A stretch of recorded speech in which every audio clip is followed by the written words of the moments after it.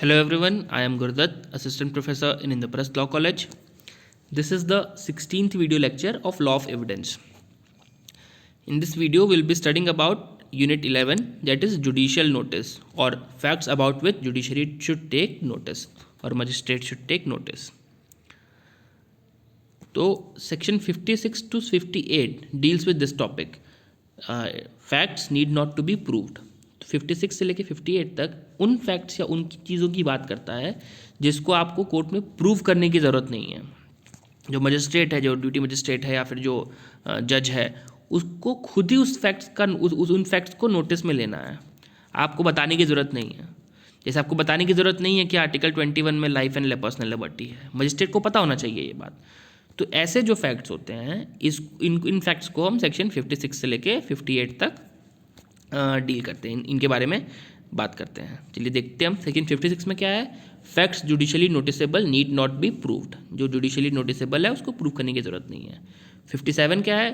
Facts of which the court must take judicial notice. ऐसे facts जिनको court miss नहीं कर सकता है, कोर्ट की रिस्पॉन्सिबिलिटी है कि उसको उन फैक्ट्स को कोर्ट को देखना है। और लास्टली 58 है। Facts admitted need not be proved. हमने एडमिशन पढ़ा था, सेक्शन 17 में एडमिशन देखा था हमने। क्या है कि जिस चीज़ का एडमिशन खुद ही कर लेते हैं उन फैक्ट्स को कोर्ट में प्रूव करने की ज़रूरत नहीं होती है। ठीक है, सेक्शन 56 देखते हैं। Facts judicially noticeable need not be proved. No fact of which the court will take judicial notice need to be proved. ऐसे किसी भी फैक्ट को प्रूव करने की ज़रूरत नहीं होती है जिसका कोर्ट खुद ही जुडिशल नोटिस ले ले। अगर एज ए मजिस्ट्रेट मैं कुछ चीज़ का खुद ही नोटिस ले लेता हूँ, मैंने खुद ही फ़ोटोज़ में देख रहा हूँ कि आपके हाथ में चाकू है या फिर कोई भी ऐसा फैक्ट जिसका खुद ही वो नोटिस ले सकता है बाय कॉमन सेंस या बाय जुडिशल सेंस, जो कॉमन सेंस नहीं, by his judicial knowledge, by the virtue of his legal knowledge, तो उस चीज़ को प्रूव करने की ज़रूरत नहीं होती है। This section spares the parties from proving the facts which the court take the judicial notice of it by itself. तो कोर्ट का टाइम बचता है ना। कोर्ट ने अगर खुद ही कोई चीज़ नोटिस करके मान ली है तो आपको प्रूफ करने की ज़रूरत ही नहीं है, तो कोर्ट का टाइम बचता है इससे, इसलिए यह चीज़ मान लेनी चाहिए कोर्ट को। It means the court which is bound to take the judicial notice of a particular fact, such fact need not be proved by the court, by the parties. यहाँ पे कोर्ट नहीं होगा, बाय द पार्टीज होगा। For example, the court is bound to know the law of the land. अब कोई कानून है India का, उसको आपको बताने की ज़रूरत नहीं है कोर्ट को। कोर्ट को पता होनी चाहिए बात कि ये कानून है, इसको फॉलो करना है। आप क्यों बताएंगे? मजिस्ट्रेट को पता होना चाहिए ना भाई कि ये कानून है आपका। जैसे कानून है कि आपको 24 घंटे के अंदर मजिस्ट्रेट के सामने ले जाना है और आप अपने पसंद के एडवोकेट को मजिस्ट्रेट के सामने आपको डिफेंड करने के लिए बुला सकते हैं। ये आर्टिकल 22 में इंडिया का कानून है। अब ये चीज़ आपको मजिस्ट्रेट को बताने की ज़रूरत नहीं है, मजिस्ट्रेट को खुद ही पता होना चाहिए। मजिस्ट्रेट खुद ही आपसे पूछेगा कि भैया आपको कब गिरफ्तार किया गया था, आपको कोई एडवोकेट रिप्रेजेंट कर रहा है कि नहीं कर रहा है। नहीं कर रहा है तो लीगल एड सेल से आपको एडवोकेट दिलाए। ये सब काम मजिस्ट्रेट का है, ये इसको आपको बताने की ज़रूरत नहीं है। Second, the effect of this section in the recognition of something as existing और being true without proof of it. This section is based upon reasons of convenience और एक्सपीडियंसी। यहाँ पे और एक्सपीडियंसी होगा, तो कन्वीनियंस और एक्सपीडियंसी, जल्दी काम हो जाए और आराम से काम हो जाए, इसलिए इस सेक्शन को डाला गया है। It lays down the fact which are within the common knowledge of everyone requires no proof. जो कॉमन नॉलेज में है सबके, ऐसी चीज़ों को प्रूफ करने की ज़रूरत नहीं होती है। अब जैसे कोई किसी का रिलेटिव है, कोई किसी की वाइफ है या कोई किसी का सन है, तो अब केस हो रहा है किसी और चीज़ पे केस हो रहा है। अब ये बात प्रूव करने के लिए ज़बरदस्ती टाइम नहीं वेस्ट करना है क्या उसका सन है कि नहीं है। अगर ये जुडिशली नोटिसेबल है कॉमन सेंस से कि हाँ माँ बाप बेटे की तरह हमेशा लोग रह रहते हैं, आधार कार्ड पे इसके फादर का नाम ये लिखा हुआ है, इसके सन का नाम ये लिखा हुआ है, तो कोर्ट को वो मान लेना चाहिए और ये जुडिशली नोटिसेबल भी है। इस पर भी कोई डिस्प्यूट हो गया तो अलग बात है, इंक्वायरी हो सकती है, बट जो कॉमन फैक्ट्स हैं वो कोर्ट को मान लेने चाहिए। तो कॉमन फैक्ट्स को प्रूव करने की ज़रूरत नहीं है, यही सेक्शन 56 कहता है।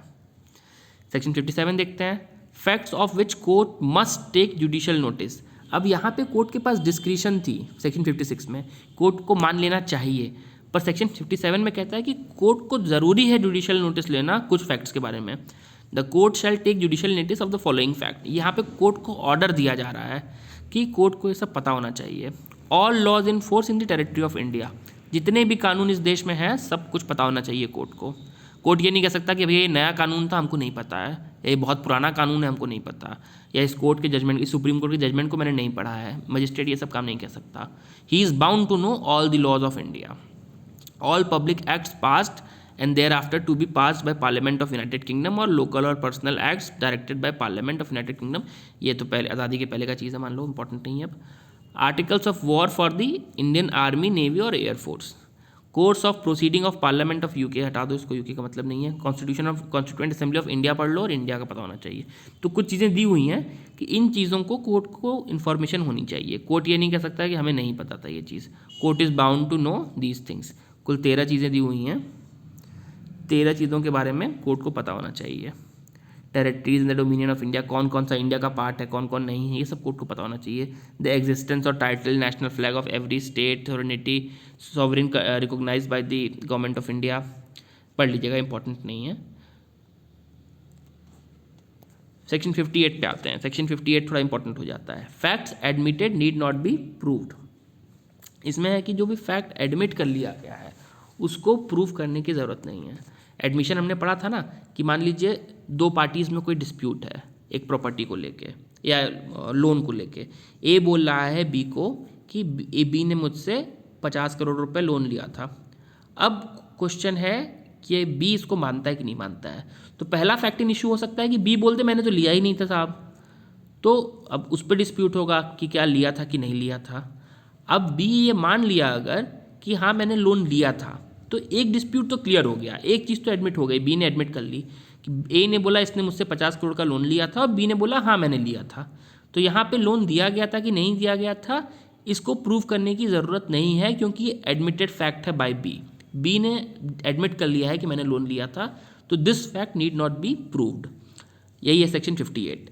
No fact need to be proved in a proceeding which the parties thereto or their agents agree to admit at the hearing, or which before the hearing they agree to admit by any writing under their hands, or which by any rule of pleading in force at the time they are deemed to have admitted by their pleading। तो मतलब अपने मुंह से बोलना या मान लेना, या अपनी प्लीडिंग्स में जो प्लीडिंग्स लिख के दे रहे हैं उसमें भी अगर किसी फैक्ट को कोई ये मान लेता है, कोई चीज़ को ये मान लिया कि हाँ ऐसा हुआ था, तो that fact need not be proved. वो फैक्ट वहीं पे प्रूव्ड मान लिया जाएगा और कोर्ट को अपना टाइम नहीं वेस्ट करना है उन फैक्ट को दोबारा प्रूव करने के लिए।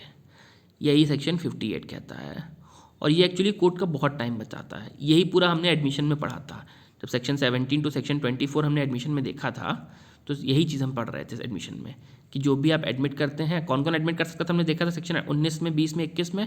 पार्टीज़ एडमिट कर सकती हैं, पार्टीज़ के एजेंट एडमिट कर सकती हैं, और जो किसी को स्पेसिफिकली बताया गया हो कि भैया लोन लेते हुए इसने सी ने लोन देते देखा था बी को, तो वो भी एडमिट कर सकता है फैक्ट, अपना सी भी बता सकता है, डिस्पोज कर सकता है। तो जो भी एडमिटेड फैक्ट हैं you don't need to prove it. तो क्या क्या हमको प्रूव नहीं करना है, हम फिर से देख लेते हैं। सेक्शन 56 में फैक्ट्स जो जुडिशली नोटिसेबल हैं, जिनको कोर्ट खुद से देख सकता है, वो प्रूव करने की ज़रूरत नहीं है। सिंपल। यहाँ पे डिस्क्रिशनरी पावर है। जुडिशली नोटिसेबल क्या है क्या नहीं है, इसमें जज का थोड़ा डिस्क्रिशन है। जज चाहे तो बोल दे कि नहीं है भैया ये जुडिशली नोटिसेबल नहीं है, इसको प्रूव करिए। जज हो सकता है मान जाए कि हाँ ठीक है इसको प्रूव करने की ज़रूरत नहीं है, मैं मान लेता हूँ।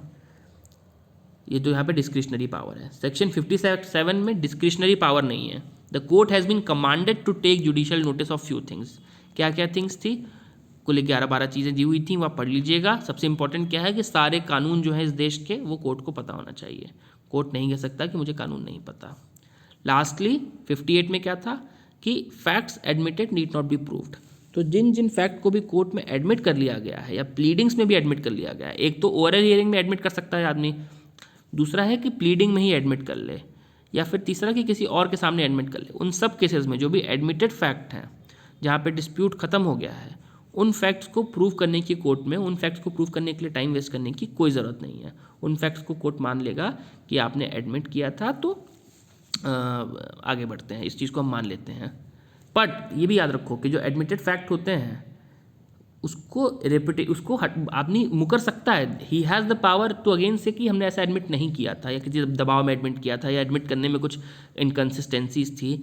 ये सब राइट जो है, जो एडमिट कर रहा है फैक्ट, उसके पास है। ये सेक्शन हमने 31 में देखा था कि कंक्लूसिव प्रूफ नहीं होता एडमिशन, एंड एडमिशन जो है वो कंक्लूसिव प्रूफ नहीं होता। तो एडमिशन को आप रिब्यूट कर सकते हैं, रिब्यूटल ऑफ एडमिशन हो सकता है, पॉसिबिलिटी है, बट थोड़ा डिफिकल्ट प्रोसीजर है। एक बार मानने के बाद दोबारा पलटेंगे तो आपकी क्रेडिबिलिटी कम हो जाती है। तो रिब्यूट तो कर सकते हैं, बट वो डिफ़िकल्ट प्रोसीजर है। ठीक है, नेक्स्ट क्लास में आगे बढ़ते हैं हम लोग। Thank you. ठीक है, सेक्शन 57 एक बार रीडिंग लगा लीजिएगा, सारे कुछ याद करने की ज़रूरत नहीं है। Thank you.